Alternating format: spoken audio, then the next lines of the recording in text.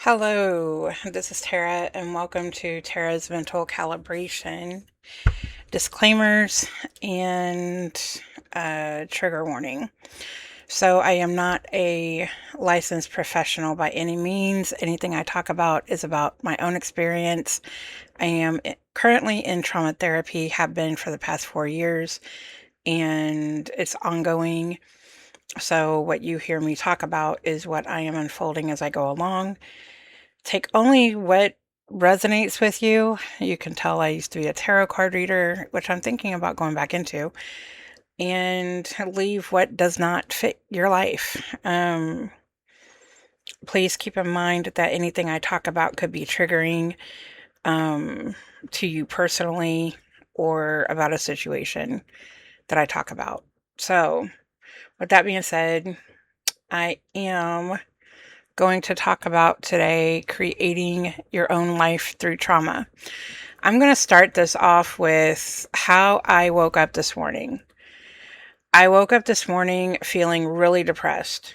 And I'm talking about amazingly depressed, where I did not want to get out of bed, kind of depressed. The kind of depression that is beyond tears. I don't know if you've ever been that depressed before, that you can't even cry about the situation that you feel you are in when you look at things. So, to unfold that a little bit, I had to, like, how did I get past this? How did I get to the point where I can actually sit here by 11 a.m. and do this podcast? So, I woke up this morning about 7-ish, and, 7-ish, 8-ish, whatever. And I already felt like the day was weighing in on me so heavy. I was looking at everything that I felt was lacking. I felt like everything I was trying to get was external.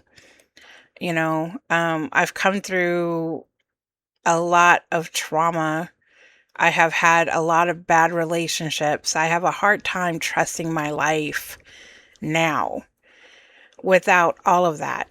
And, you know, it hasn't been a very easy road going into all of this. So in the past, people would be like, just go be happy. Like, it's just that simple. It's not that simple. You can't just flip it off and flip it on whenever you want, unfortunately. So I decided to be proactive. And the first thing I did was feel sorry for myself for a little bit. And please keep in mind, I do all of this without medication. So I have to deal with my own highs and lows because that's what I choose to do. Um, and I've been tested for being bipolar. I'm not bipolar, even though sometimes I really question that. Um, so I chose not to dissociate. I do have dissociative disorder, and I chose not to dissociate, and I chose to stay in the feeling that I was feeling.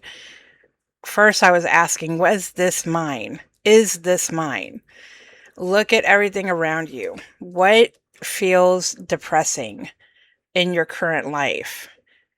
And I had to ground myself in the present moment. I looked outside and I was like, well, my garden isn't going the way I want it to go. It's too hot outside. It's too sticky outside. Insert all the excuses here as to why I haven't really been tending to it. And then I moved on to, I woke up and my husband wasn't laying here next to me. He's already started his day without me. He doesn't care whether I wake up or not.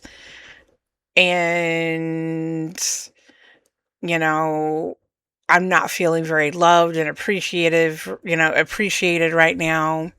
Now, please keep in mind that none of this is entirely true. So, the garden part, yes, that is absolutely true. But that wasn't enough to throw me into a depression. As far as my husband, he wakes up before I do most days. Some days I wake up before he does. We wake up and we start our day. And, I was looking for anything to validate how I was feeling. And I was trying to plug in everything else that was external so I can blame that for my depression, um, for why I felt depressed. So then I decided to go ahead and get up. Okay, let's go ahead and go into the living room and see if there's some kind of welcoming party for me. Keep in mind, I woke up late. My husband let me sleep. I woke up late. He was just getting up off the couch because he had stuff to do today. And as soon as I walked in, he got up to start getting dressed. Keeping in mind, he's already been up 2 hours, relaxing himself, getting his day together. And I was like, okay, so as soon as I walk in the room, he walks out. Now, like any other married couple, we do have our ups and downs. We choose to stick it out together. And it has been really beneficial for both of us to do that. And we talk things through. We hit things head on. There have been times where we really don't want to talk to each other because we are too challenging at the time. But this was not one of those mornings. This was one of those mornings of he got up so he could go get himself ready so he could go to his appointments this morning. And he felt my energy, and I could tell he felt my energy. And I just stayed in my moment. I didn't over explain myself. I didn't choose to make him feel better. Normally, I would choose to suppress my own feelings and choose to make him feel better, or whoever it would be, because I don't like to poison other people with my own bullshit. So I still sat in it because at this point my problem still wasn't presented. It still wasn't presented. And I was looking for a problem. So he went on to go get himself dressed and go get himself ready, and then proceeded to make breakfast. And as he was getting himself ready, I decided, you know what? Let's go outside and go tend to that garden a little bit. Even if it's not, exactly what you want to do, how you want to do it, let's go tend to it a little bit because you also have things to do today. And I took the time to go out there and I looked around me and I found appreciation. And the part of me that wanted to hold on to my depression, the part of me that I wanted to use to feel sorry for myself all day and blame everything else, started dissipating. And I looked at the sky. I saw the birds. I saw the bird feeder, and there was birds on it. They were singing. I went ahead and I trimmed my strawberry plants, and I put the cover back on over them that my husband had made for me. So that way the squirrels can stay out of my strawberry plants. And which I'm really appreciative for. He spent a lot of time on it. And I looked at my raised garden bed and I was like, I need to pull everything out of there. I haven't done it yet, but I need to. I just want to wait for a day that's less muggy and, over the next couple of days. And I saw everything that was growing. Like my eggplants are growing great. My tomatoes are growing great. My strawberries are growing great when squirrels stay out of it. And I started finding things to appreciate. And even though I wanted to hold on to my depression, I wanted to hold on to my pity party. I'm not really sure why I wanted to do that. As I'm talking to you even now, I don't know why I wanted to do that. And I decided I was going to go ahead and do Tai Chi. And I have made a promise to myself. I started doing this Tai Chi program, and this is my second day of doing it. And it's a 14-day challenge. So it's my second day of doing it.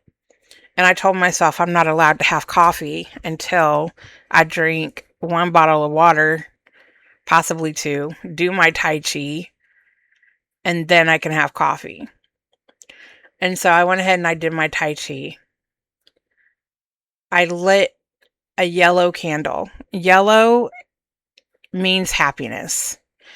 And when I lit the candle, I made sure that I let the universe know that I would love happiness to fill my home. I would love happiness to replace the depressed feelings. I would love happiness to take over. And now that I'm talking about it right now, it's unfolding as I'm talking about it, and I'm getting a little bit emotional. That depression was fear. Fear of things falling apart. Fear of things not going right. Fear of being blindsided. Some more. It gets really hard to trust your surroundings. It's really difficult to trust your surroundings. And I'm getting emotional. My cat just came up. My emotional support cat just came up and meowed at me. She is right here. Oh, wow. So having fear that it's all going to fall apart, because there have been so many times that I had hope and that hope got crushed. And at least if I have my own depression, at least if I have my own doubt, and I have my own sense of it's fucking control over the scenario, where I haven't had control in so many aspects of my life, where I have had so much hope that things are good, and then I get blindsided that they aren't. And it's just been so much when it comes to CPTSD. You have trauma after trauma after trauma after trauma, and then you just lose hope that there's anything ever happy in your life. And then when it does appear, you get so scared of the aftermath of having a moment of happiness that you decide to crush it yourself. And now that I'm talking to you about it, whoever is listening, I am realizing that I was trying to crush a moment for myself. I am really glad that I chose a different way of handling it this morning. And even though I didn't feel it, I did not feel it at all. I actually had to force myself to carry on with my day. And I, to take the shower, to go ahead and get the clothes on, to do my hair, to put a little tiny bit of makeup on, and to feel better is a choice I made to do. And it's hard. I'm still having a hard time with it right now. I still need to go to the store. I'm going to go look for this fabulous creamer for my coffee that they have only at one store. And do I feel like peopling today? Absolutely fucking not. I don't feel like going into that store, but I'm going to go. And I'm going to go to another store, and I'm going to get dinner for tonight, which is going to be salmon with zucchini and, rice noodles. It's going to be really delicious, but I'm not feeling it. Like I'm waiting for something horrible to happen. And it's not going to present it. There's no reason for it to present itself. I'm in a situation where I can trust my surroundings. I'm in an environment where I can trust my surroundings. And yet I'm still looking for something. I'm okay, Sugarfoot. I'm okay, baby. And it is something that I have to face and I have to endure it. I am choosing to create my own reality right now, and I have to face this fear. I know that there are days. Come here, baby. She's going crazy. I know that there are some days where it's okay to give in and say, you know what? I want to stay in bed today, so I'm going to. Those are the days where you've been doing so much that you haven't had time to decompress. And it's one thing to stay in bed so you can decompress and you can watch your favorite movies, read your favorite book. I said read your favorite movies. Watch your favorite movies, read your favorite book, drink the coffee, stay in front of the fireplace. Those are decompressing times for when you're just way too busy and you haven't had time for yourself. But for me this morning, this was not one of those days. It was depression trying to take over, and it was self-sabotage trying to take over, and I didn't allow it. I kind of kicked it in the ass, and I actually feel really good that I figured out that it was really fear that things are going too well. And I'm here to say that, like for me, I went ahead and I finished the Tai Chi, had the breakfast, lit the candle, lit the incense, listened to the affirmations. I went through the motions and it worked, even though my fear was trying to still hold on to what I was trying to release. The whole point of me going through therapy is that I want to enjoy my life. I have to get back to my why. Like, why am I doing this? Why am I going to therapy? Why do I have this podcast? Why am I even talking about this? It's because it's so hard to trust where you're at when you have been through so much shit that you could not trust it. You couldn't trust the people around you. You can't trust your environment. You are going to get hurt. You are going to get killed. You are going to get beat up on. You are going to get talked down to. Just all this stuff. And then it came from people. It came from things that supposedly loved you. So when you come across real love and you come across something, and I'm not just talking about people, I'm talking about like you come across the real love in your life, which can be your garden, which can be your coffee, which can be your home. It can be your spouse. It can be yourself. More importantly, yourself. Looking at you and appreciating you for how far you have come. Even if you are not in a space Even if you're not in a space of being able to appreciate where you're at yet, it's the point that you're fucking thinking about it and you're thinking about going forward. Your body and your mind is grateful for the thought, will be even more grateful for the action. And it's not easy. It's fucking not easy at all. It's horrifying. It's terrifying. And in a year from now, I'm going to look back on this and again, I'm going to say, look how far you've come. That you can actually talk about it. And it's when you're the strong one and people always tell you you're strong. I hate it when people tell me I'm strong because I have been strong in situations I had no business being strong in. And I should have been supported and I wasn't.